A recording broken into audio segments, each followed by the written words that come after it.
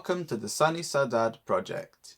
We have some very exciting news for everyone. I don't know if you've seen our posts on Instagram or Facebook, but we have officially booked the flights to Portugal. Yay! Yeah, we're leaving a week. When this comes out, it'll be a week until we fly out to Portugal, and we're really excited because we enjoy making more vlogs and Portuguese, more like styled content, so we're super excited, and therefore we have made a list of our top 10 things we're most excited for when we move to Portugal. Let's dive in.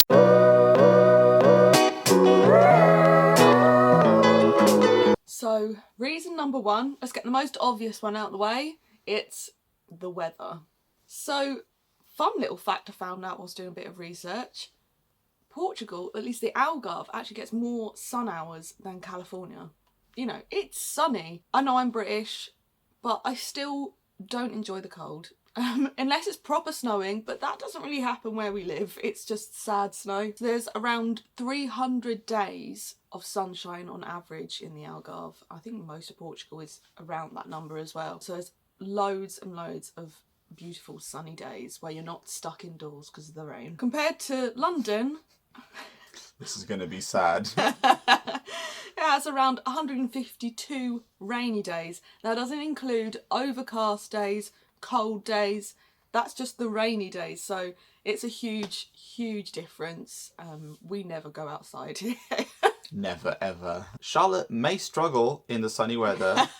As you can tell, she pale girl. Yeah. But don't worry, we are going to buy loads of sun cream. She's going to be on Factor 50 duty and giant British hats. Yeah, I think I've got a face one that I put on every day anyway. Yeah. I've got an over makeup one. I've got your general one. I've got ones that I'm going to be in my bag. I'm prepared, okay? Don't worry. I know I'm pale. But I do enjoy like the weather out there, just because I don't know, there's something about it, it just makes you feel good. Makes you feel chill. As far as I'm aware, I am not made for 152 days of rain in London, okay? I need sunshine. My face gets so much better during the sun. Yeah. Actually, I want to say something for that as well. I've noticed here in the UK, because the central heating's always on, I have really dry skin, and actually the heat and, you know, whatever in Portugal, my skin, even though it, you know, can sunburn, if I'm protecting that, my skin is amazing. I don't get spots. I don't get like horrible little marks. I am. I'm really looking forward to it.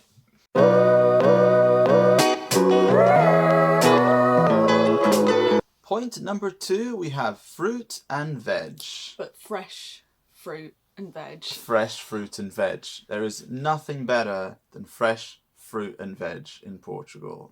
It's like they're kissed by the sun. Indeed.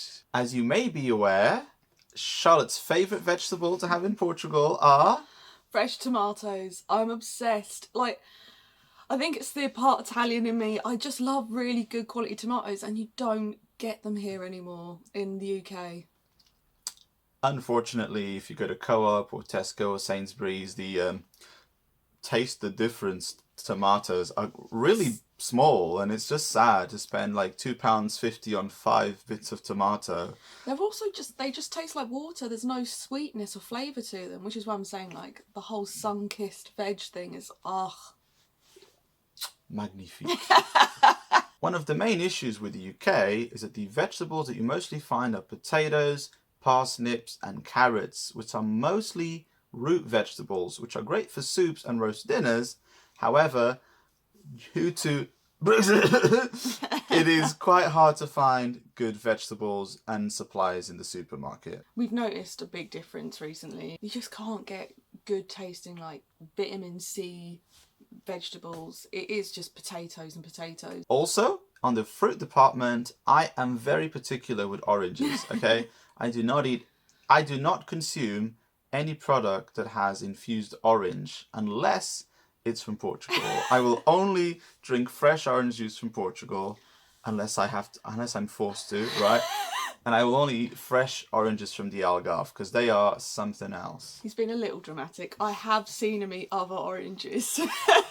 But he does feel very strongly about this, I have noticed. I think in the UK, around Christmas time, Like there's a whole thing you can get, like these easy peeps, and they're nice. You like those? Yeah, but those are tangerines, okay? Those are smaller oranges. They're not like big juicy oranges. One thing I've also noticed is like the quality of the vegetables and the size of things such as like peppers, lettuce.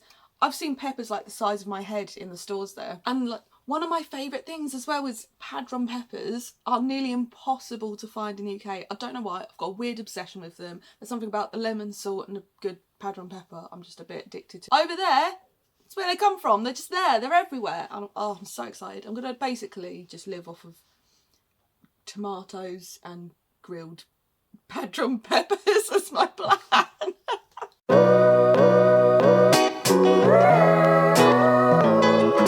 And for point number 3, we have growing our own food. It won't happen until we get on to the land, but rest assured it is coming soon. I think I'm probably the one who's the most excited for this. As we discussed earlier, I have an obsession with tomatoes. I want to honour my ancestors and make my own passata, grow loads of good quality veg. I also really want to try, since we went to Madeira, I've become a bit obsessed with things such as banana palms and the idea of just surrounding our house with banana palms. And I've seen people are doing it in the area that we're moving to. I think someone's actually got a banana farm there now. So I want to at least have a few, at least a good 3 banana palms and try. I think it'll be hard work, but try and get our own bananas. Can you imagine? That's like, yeah, these are my bananas. That'd be pretty cool. Charlotte has been doing some research on how to grow her own plants and seedlings using leftover bits. So if you purchase an avocado, the seed, there's a couple of tricks you can use to plant them, and for orange pips as well. So she's very excited. I want to see if I can do it. My mum's always had green fingers, so I think it must be there somewhere. I hopefully won't kill everything. Unless you eat all of it. There is that, yeah. One more plant I really want to grow, and I think Carlos would definitely appreciate, is getting a few orange trees and lemon trees, because I use lemon loads in cooking, and also, as discussed, this one loves a good orange. What is interesting about the land that we're going to move into is that we already have we already have olives. Olives, we have thyme, we have oreganos, we have carobs, we have almond trees. Do we have almond trees? Well, we have a almond tree. Oh, which is pretty exciting. That's exciting.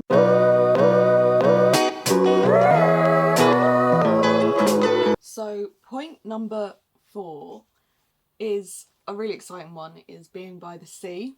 We're in rural Hertfordshire at the moment. We don't even have a car, so getting to the sea is a bit of a nightmare, and it's about at least an hour away to a beach that rarely sees the sun anyway. The problem with the seaside in the UK is the few good days you do get, all of Britain goes to all of the beaches. Like the middle of the UK just empties out. So, you get those few good days you can actually go out and it's absolutely rammed. I know this may sound really cheesy, but there's something about like sitting by the sea and just hearing like the waves crashing and on the shore. It's so therapeutic. It just makes me really happy. It just completely relaxes me. Like I could just sit there for hours and listen. We have, to be fair, when we're on the beach, we've sat there and just chilled whilst having beer and bollers de Berlin. Yes. Or just a nice wine. Ooh. Ooh. Because we live there, we can go swimming whenever we want to. In the summer, in the spring, you just have the access. Yeah. We love swimming, but we don't get the chance to. And moving to somewhere with the sea available to you is amazing. With the sea there as well, is most like half the year, it is a half decent temperature to go out and swim anyway. So it's not like, you've only got 1 or 2 months. It's months where we can go out and swim. The Algarve has one of the biggest coastlines in Portugal, from the west side of Portugal to the east side, with lots of small little beaches for you to explore. So you'll never be bored of visiting all of these lovely beaches. Some of them are completely different as well. You've got the ones in Rio de Formosa, which are like big flat sand for miles, and then you've got others which are more like the west coast and they've got big cliff faces. Or, Praia de Rocha, that's got like loads of little caves and things to explore. So it's not just a matter of like sitting on a sandy beach and doing nothing, as much as we are looking forward to that. There's genuinely beautiful, beautiful spots. There are some beaches in Armação de Pera where you need to catch a boat in order to have access to them. Some you've got to drive into the edge of the cliff and then you have to go down some steps and it takes a while to get to them. So there's always something to do. Charlotte is very excited in starting the cold water therapy. Yeah, I think this will only apply for the sort of colder winter months. Yeah, it's supposed to be really good for you. It's supposed to be good for like your circulation. Well, fun fact, my mum actually goes in first of January to start the year in a bang. There's a group of people that all go and swim in the ocean. That's going to be her as well. Talking of health, like, one thing I'm really looking forward to, the town that we're moving to is very like long flat beach, and I'm trying to get back into running after having some injuries over the past year, and the thought of just running along the beachfront early in the morning with the sunrise, I'm just so excited for it.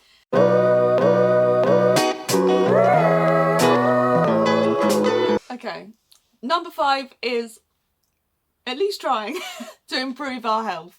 As we said earlier, we've got this whole thing where, we can go swimming whenever we want. So that's going to be a bonus. Here in rural Hertfordshire, we must admit, we are struggling with our health. There's no, fresh vegetables. There's nowhere to go out that's nice and healthy to eat. It's just pubs. And lots of takeaways. There are also really good swimming pools out where we're moving, where they've also got jacuzzis and saunas, which are also really good for you. That's something we don't have here unless we drive for at least an hour. Another thing that I think is massively going to improve our health is the Portuguese diet. The Portuguese diet is quite similar to the Mediterranean, so you've got lots of healthy oils and seafood and vegetables that are much more easily accessible, and I think that's going to help my ever-expanding tummy. Yes. Although we have to be careful, when I say we, I mean me, to not eat lots of bread and rice. When you go into a restaurant and you order a dish, it normally comes with a side of rice and chips and salad and then whatever else is on the plate. So we'll have to be careful there. But the main dishes are usually peppers, tomatoes and seafood mixed in a thing. So exactly. Or grilled meat's a good one. Loads of grilled things. Not too bad for you. We have access to this amazing, lovely weather, and it incentivizes you to go out. It's quite common in Portugal after you finish your breakfast or your lunch or your dinner to just go out for a walk to help with the digestion. So it's a really good habit. Yeah, that's something we don't do here at the moment. It's just really wet and cold, and as we said, it's quite rural. So one reason I haven't been going out running, apart from the injuries, is because I am actually genuinely terrified of slipping over in the mud. Because when I was back in London, I used to use Crystal Palace Park, and I nearly slipped over so many times. And it's just not pleasant to go out, I think, running when there's rain hitting you in the face. But we can always go out for walks as well in the evenings, and I'm looking forward to it. Oh my god, the fresh fish in the Algarve is so much cheaper and better than here where we currently are. I had to fly into Portugal last week due to family emergency, and we bought about 15 pieces of mackerel, and it was about 5 to 6 euros for it, and it was super delicious. Yeah. Here, if you try to get any fish from the fish markets, I don't think you can buy mackerel. You can in the big stores, but our local supermarket, No, and you don't know how old it is. And it always comes like in a sort of a cardboard box, and they put a film on it, and it's just like a single piece of mackerel for £5. It's really expensive. Yeah, it's super fresh where we're moving. They've got a big fish market, and you watch the boats go out every day, so you know it's like, you know, less than 24 hours old. It's super fresh, so that'll be really good for our health.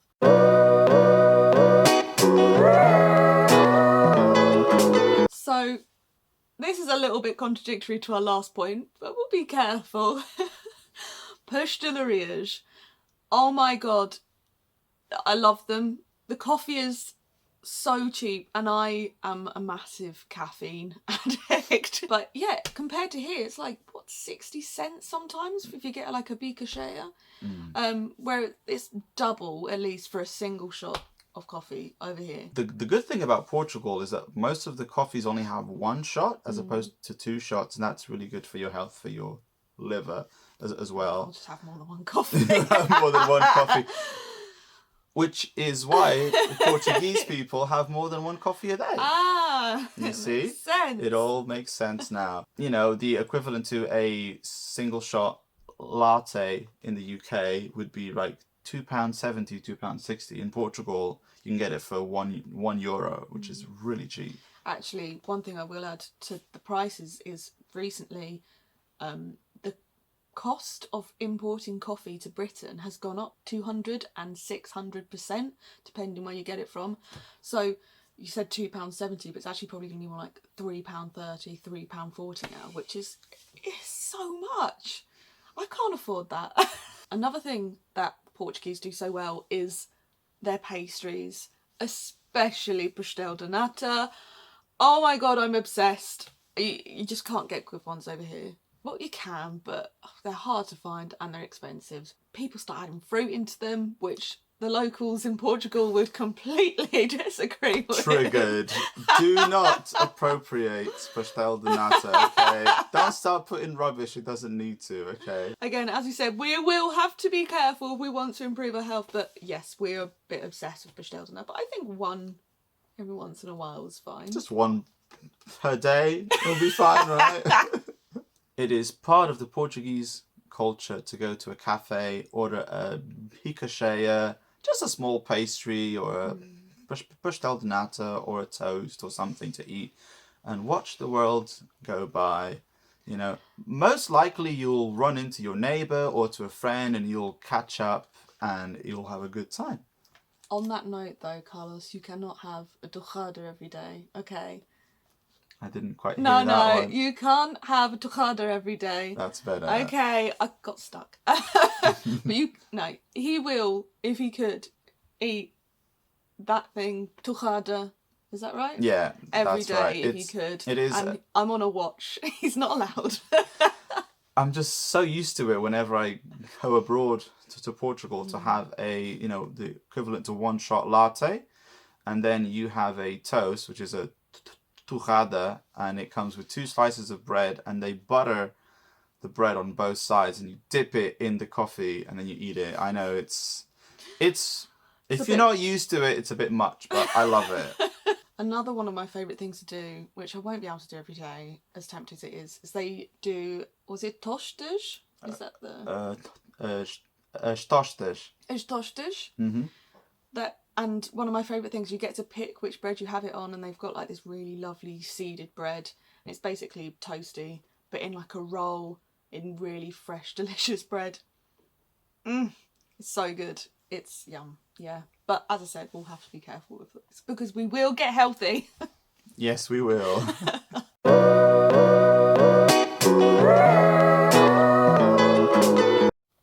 Point number 7, we have put sharing and exploring all of these different towns in the Algarve that we love. It doesn't just have to be towns as well. There's some really beautiful, natural, lovely spots in the Algarve, which people just don't really know about. Whenever people come travelling, they're used to going to Faro and Albufeira and all of these other... Villamora, all these tourist trap towns. But there are lots of niches in the Algarve that you can explore. There's the lovely mountain town in the north of the Algarve called Monchique. It is the best place to get water in Portugal. You have Sils, there's a lovely castle town more on the west side of Portugal.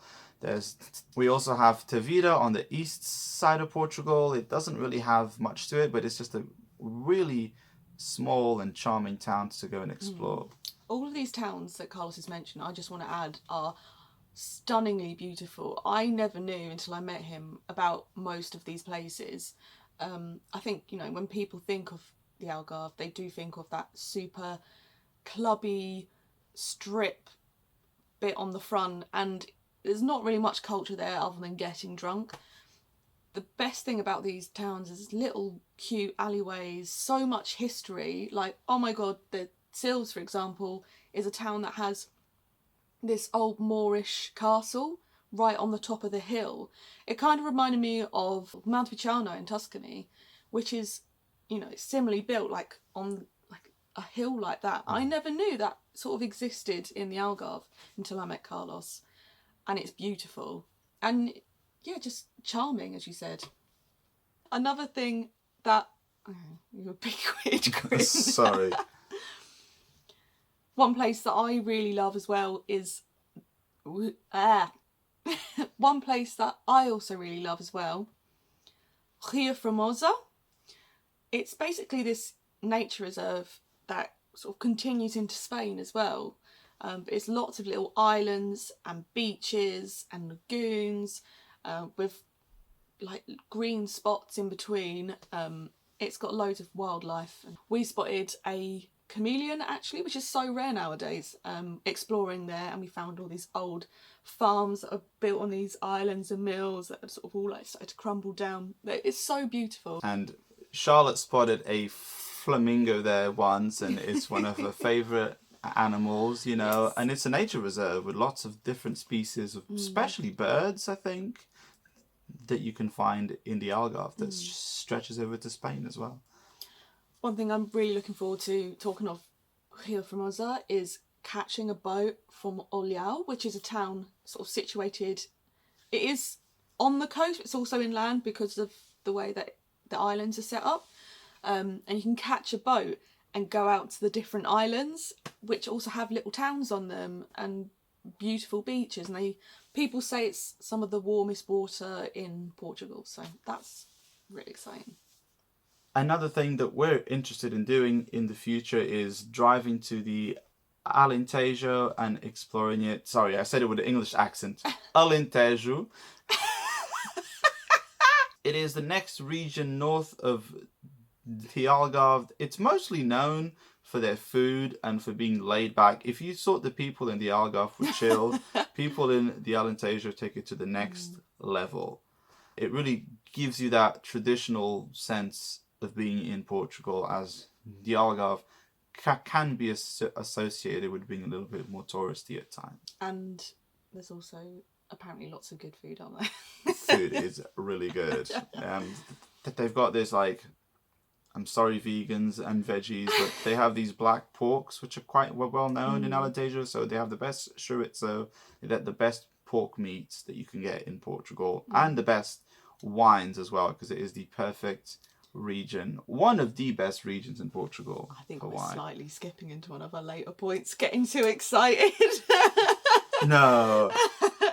We'll Good quality wine is the next point. Woo! I didn't know.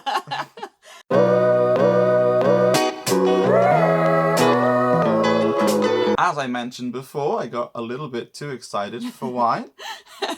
It is point number 8, good quality wines. So there's 2 regions in Portugal which are really famous for their wine. It's Douro and the Alentejo, as we mentioned. I don't know why people don't talk about Portuguese wines more. I think they're keeping it all to themselves. But I do love white wine. I love red wine also, but white wine, I'm that person.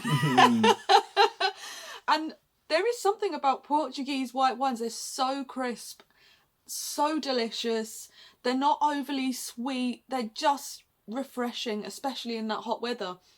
They're so good, and people need to talk about it more. At least in the UK, we don't get a lot of Portuguese wines, and the ones that we get are really expensive, towards 20, 30 euros because of the import tax. So it's a lot cheaper for the UK to get white wine from Chile or from Australia or from Argentina than to get New Zealand, Portuguese wine. New Zealand wine's the most popular one here, and I've said this on a previous video, and I'm sure New Zealand are keeping the good stuff themselves as well, but I'm not a fan of New Zealand wine, sorry. It's just not my taste. Yeah.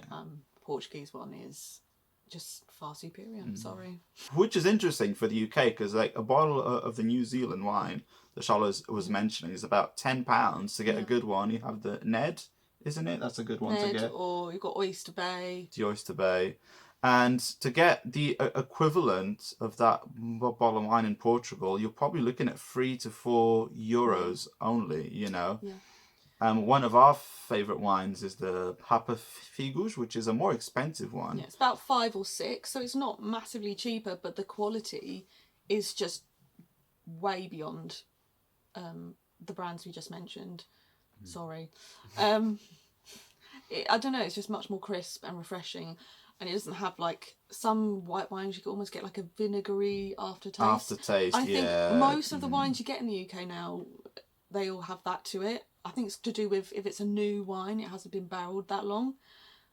I know, look at me. I love wine. She loves wine, yeah. Whereas a lot of European wines, they don't do that as much. So they'll usually be in rather like 3 or 4 years as opposed to 1 or 2 years. So they lose that tanginess, which I don't really like. Portugal also has another type of wine called vinho verde, which is technically a type of white wine, but it's made from younger grapes.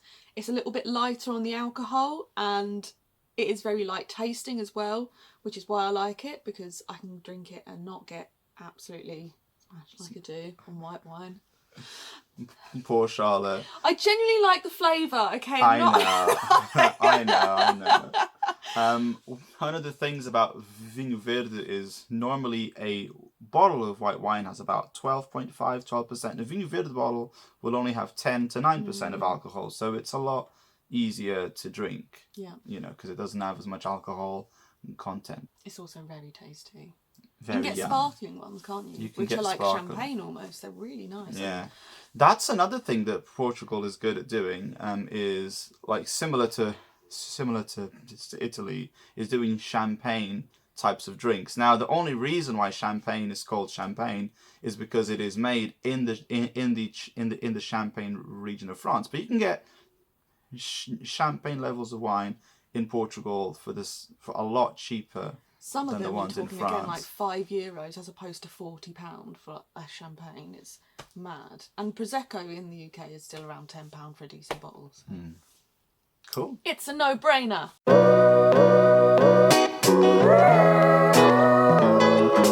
On to the next topic here. I don't know if you guys are aware, but Charlotte loves all sorts of animals. I do. I'm especially a bit of a crazy cat lady. This won't be happening for a little while. We'll have to wait until we've got our own place. But yeah, I really want to rescue cats. Mostly cats, but also dogs. Just to give you an idea, Charlotte's already been looking at what cats that she can adopt. Yeah, there's a place in Lulen.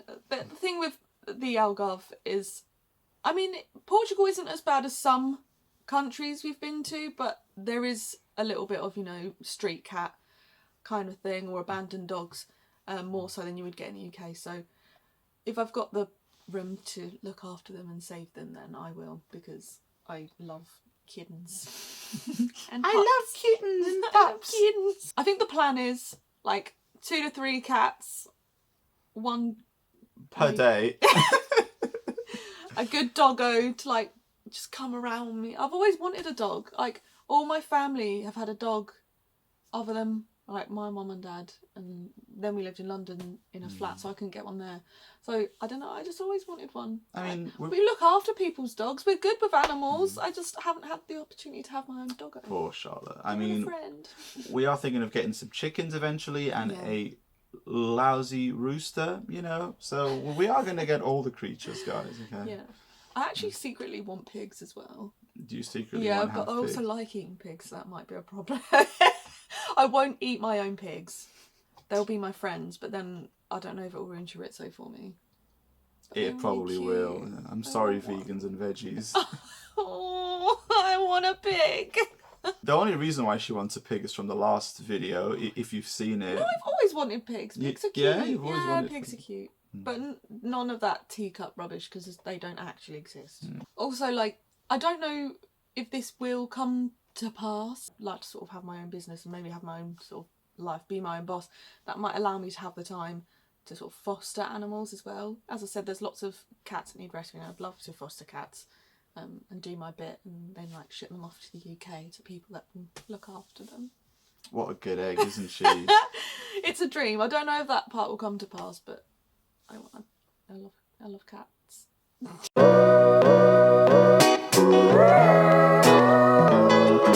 And it comes to no surprise, point number 10. We've definitely touched on this in most of the points, but as an overall point, food in general. We are big food lovers. I can't stress that enough. I love cooking and I love going out to eat. I just love food. And I think if you compare photos from when we met to photos from now, oops, yeah, we eat a lot. I used to have a V when I met Charlotte, right? This is a joke I say all the time, and now I have a semicircle. Okay.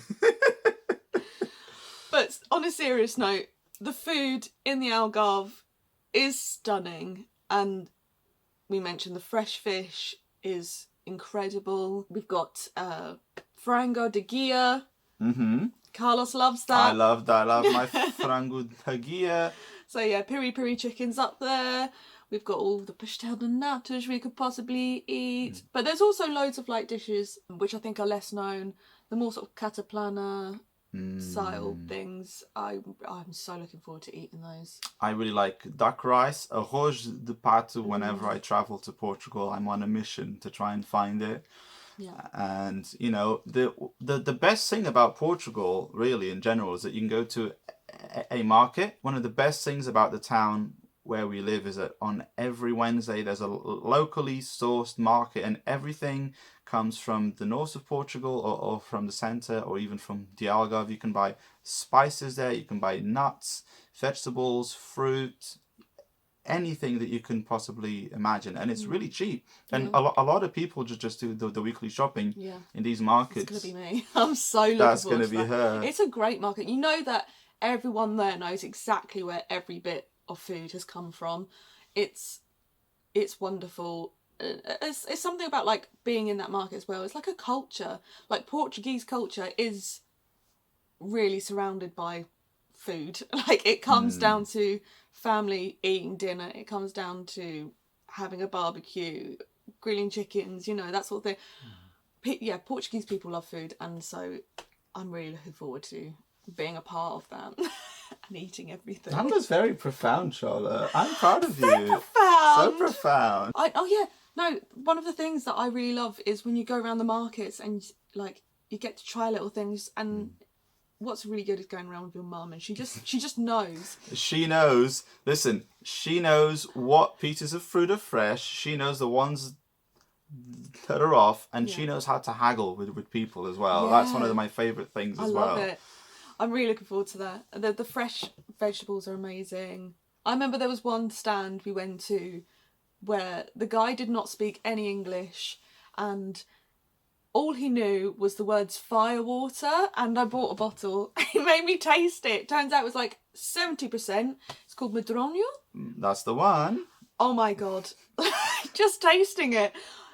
I think he knew what he was doing. I think he's got mates in that market, because the moment I had a shot of that, I was gone and I was wanting to buy everything. I was smashed. But the market is something I'm really looking forward to, and I'm looking forward to sharing it with like you guys as well, because not a lot of people know about Quarteira Market, I don't think. And not a lot of people. It's so fun. It's so much fun, and you get to eat everything, and we get to share restaurants. Exactly. There are lots of restaurants in Quarteira that we like. We've done a top 10, places to eat in the Algarve video. Go and check it out. And a couple of those restaurants are in Quarteira. We couldn't include all of the ones that we wanted to in that video, but most of them are in Quarteira, because it's a very interesting town, you have the restaurants in the seaside, but then if you go more into the mainland, you know, or more into the old town part of Corteira, you find lovely restaurants to eat, you know, and it is just really heartwarming food. I think that's one thing I really want to share is like, I could do a whole video on one dish or one restaurant. There's Fado restaurants that, you know, I'd love to go and show on YouTube because I love it. I just want to share it with the world. What a good egg. One thing that I miss is goddamn chorizo, fried chorizo, that isn't Spanish, and good olive oil. Oh, fighting talk. They're a bit different, aren't they? The chorizo in Algarve and Spain. Yeah. Portugal and Spain.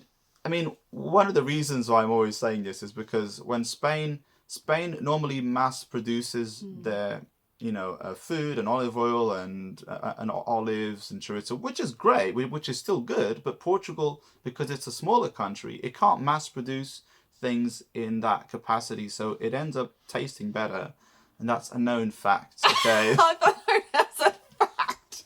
I think that's a bit biased. It is a bit biased. I think you're a bit sad that when you're over here, you can't get the Portuguese ones. You only get the Spanish ones, and. Like, you know, like whenever I go shopping, I can never find Portuguese chorizo. I can't find Portuguese wine or Portuguese olive oil, but you can find loads of Spanish products. I want to add that I'm not hating on the Spanish. Okay, I like your food, but I get that he misses his food, and that's the closest thing he can get. And yeah, okay, I think that's what he's trying to get at, but he's just a bit salty about it. I also haven't had lunch, so maybe that's adding to it. And now we have bonus points.